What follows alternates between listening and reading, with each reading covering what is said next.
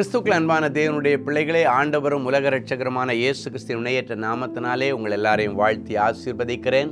இந்த அக்டோபர் மாதம் 6ஆம் தேதி மங்கள வார்த்தை நிகழ்ச்சி மூலமாக உங்கள் ஒவ்வொருவரையும் நேரடியாக உங்கள் வீடுகளில் சந்திக்கிறது எனக்கு ரொம்ப சந்தோஷம். கர்த்தர் உங்களை ஆசீர்வதிப்பாராக. எல்லாரும் நல்லா இருக்கீங்களா? கர்த்தருக்குள்ளே நீங்கள் நல்லா இருக்கீங்கன்னு நான் விசுவாசிக்கிறேன். கர்த்தர் உங்களை ஆசீர்வதிப்பாராக. சரி, ஒருவேளை உங்கள் வீட்டில் இன்றைக்கி பர்த்டே இல்லைன்னா திருமண நாள் நினைவு கூறுகிற பிள்ளைங்க இருக்கிறாங்களா? அவர்களுக்கு எங்களுடைய தேவனின் அன்பு ஊழியங்கள் சார்பாக வாழ்த்துதலை நாங்கள் சொல்லிக்கொள்கிறோம். ஹாப்பி பர்த்டே, ஹாப்பி அனிவர்சரி டே. கர்த்தர் உங்களை ஆசீர்வதிப்பாராக. இந்த நாள் மங்கள வார்த்தை இந்த வருஷம் முழுவதும் உங்கள் சிரசில் இருந்து உங்களுக்கு பலிக்கும் என்று கர்த்தர் சொல்லுகிறார். கர்த்தர் உங்களை ஆசீர்வதிப்பாராக. சரி, இன்றைக்கி நமக்கு என்ன மங்கள வார்த்தை எடுத்து வாசிப்போம். சங்கீதம் 30:5. அவருடைய கோபம் ஒரு நிமிஷம், அவருடைய தயவோ நீடிய வாழ்வு. ஒருவேளை ஆண்டவருடைய கோபாக்கினை உங்கள் குடும்பத்தில் இருந்ததுன்னா ஆண்டவர் சொல்கிறார், என்னுடைய கோபம் ஒரே நிமிஷம்தான், ஆனால் என்னுடைய தயவோ நீடிய வாழ்வு என்று கர்த்தர் சொல்கிறார். அப்படின்னா என்ன அர்த்தம்னா, உங்கள் பேரில் ஆண்டவருக்கு இருந்த கோபம் எல்லாம் இன்னைக்கு தணிஞ்சு போச்சு. அவருடைய கோபத்தின் உக்கிரத்தை விட்டு அவர் தணிந்து இன்னைக்கு பிறகு உங்களுக்கு நீடிய வாழ்வை கொடுக்கும்படி தேவ தயவை உங்கள் மேலே கட்டவிழ்த்து விடுகிறார். இன்னைக்கு தேவ தயவை நீர் பெற்றுக்கொள்கிற ஒரு நேரம்.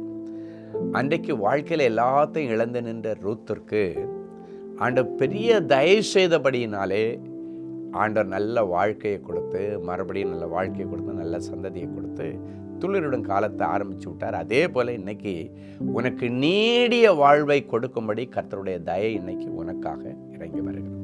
அவருடைய தயவோ நீடிய வாழ்வு. அப்படின்னா இன்னைக்கு நீடிய வருமானம், நீடிய வாழ்வு, நீடிய ஆரோக்கியம், நீடிய அபிஷேகம் எல்லாம் இன்னைக்கு தேவ தயவினால நீடியதாக, அப்படின்னா பெருசாக, நிரந்தரமாக, நீ நினைச்சதை விட, எதிர்பார்த்ததை விட மிகவும் அதிகமாக ஆண்டவர் உங்களுக்கு செய்வேன் ஆண்டவர் சொல்லுகிறார்.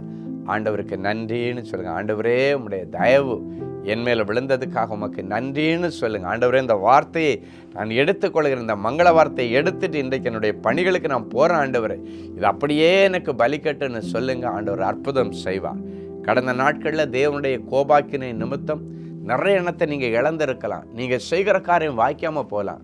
இன்னைக்கு ஆண்டவர் சொல்கிறாரு, கைவிட்டு போனது, காணாமல் போனது, திருட்டு போனது எல்லாத்தையும் ஆண்டவர் மறுபடியும் உனக்கு கொடுத்து நீடிய வாழ்வு, சுகமான வாழ்க்கையை உனக்கும் உன் குடும்பத்திற்கு ஆண்டவர் கட்டளையிட போகிறேன். நீடிய வாழ்க்கைனாலே ஒருவேளை மரணத்தினுடைய கூர் உங்கள் வீட்டில் இருந்ததுன்னா இன்னைக்கு எல்லாத்தையும் கேன்சல் பண்ணி நான் ஜெபிக்கிறேன்.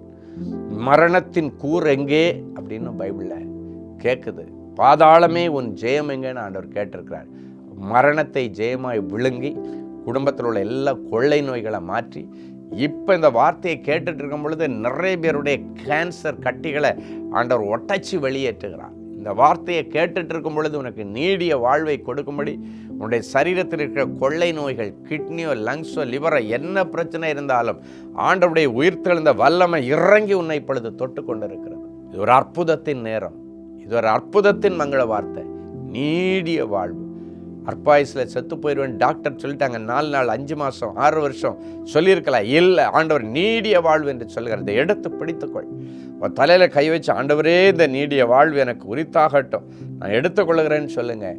கர்த்தர் அற்புதங்களை செய்வார். ஒரு நல்ல சாட்சியை இப்பொழுது நாம் கேட்டு நாம் முடிக்க போகிறோம். சகோதரி புனிதவதி பெரம்பூர்லேருந்து எழுதியிருக்காங்க.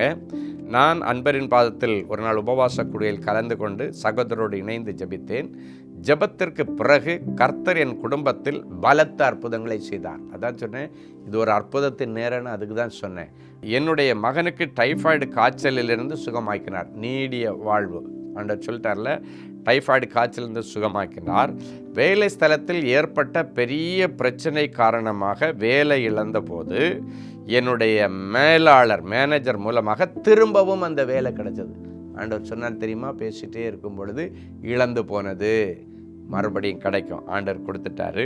அது மட்டும் இல்லை, குறைஞ்ச தொகையில் ஒத்திக்கு லீஸுக்கு ஒரு வீடு கிடச்சிது. வாடகை வீட்டில் இருந்து கஷ்டப்பட்டுட்டு இருந்தாங்க. இப்போ ஒத்திக்கு அப்படின்னா லீஸுக்கு ஒரு வீடு கிடச்சிருக்கு. நான் விசுவாசிக்கிறேன், அடுத்து அவங்களுக்கு சொந்த வீட்டை கர்த்தர் கொடுப்பார். ஆமேன்னு சொல்லுங்கள். உங்களுக்கும் அப்படியே நடக்கும். அன்பான ஆண்டவரே உமக்கு நன்றி. இயேசுவின் நாமத்தினாலே பிள்ளைகளை ஆசீர்வதிக்கிறேன். இன்றைக்கு மங்கள வார்த்தை மூலமாக நீ சொன்ன எல்லா ஆசீர்வாதங்களும் இவர்களுக்கும் இவருடைய பின்வரும் சந்ததிக்கும் ஆமென்றும் ஆமேன் என்று பலிக்கட்டும். நிறைஞ்ச மனசில் ஆசீர்வதிக்கிறேன் இயேசுவின் மூலம் பிதாவே, ஆமேன். என் அன்பு தேவனுடைய பிள்ளைகளே, ஒரு சந்தோஷமான செய்தி. இன்றைக்கு நாம் மாதம் நடத்துகிற ஆறுதலை தேடி ஒரு நாள் சுகமளிக்கிற ஆராதனை சாயங்காலம் சோழிங்கநல்லூர் பகுதியில் இருக்கிற சேக்ரட் கார்ட் ஸ்கூல் மைதானத்தில் வைத்து சாயங்காலம் 6 மணிக்கு நடக்க போகுது. நீங்கள் எல்லாரும் வந்து கலந்துக்கிட்டு ஆண்டவருடைய ஆசீர்வாதத்தை பெற்றுக்கொள்ளுங்கள். God bless you.